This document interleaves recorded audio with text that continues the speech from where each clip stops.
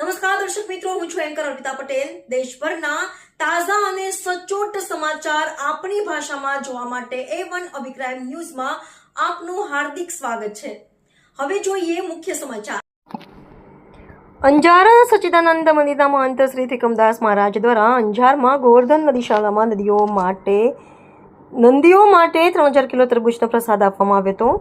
તારીખ 14 માર્ચ 2024ના દિવસે કચ્છ વિસ્તારમાં ભારે ગરમી શરૂ થઈ ગઈ છે અને તાપમાન લગભગ 40 ડિગ્રીથી વધુ પહોંચ્યું છે। આવી પરિસ્થિતિમાં ગૌવંશ અને નંદી ભગવાનને ઠંડક મળે તે માટે ગોવર્ધન નંદીશાળા ખાતે વિશેષ સેવા કરવામાં આવી। આ નંદીશાળામાં આશરે 750થી વધુ નંદીઓનો નિર્ભાવ કરવામાં આવે છે। ગરમીના સમયમાં તેમને ઠંડક અને આરામ મળે તે માટે આજે ખાસ કરીને લગભગ 3000 કિલો તરબૂચની સેવા નંદી ભગવાનને પીરસવામાં આવી।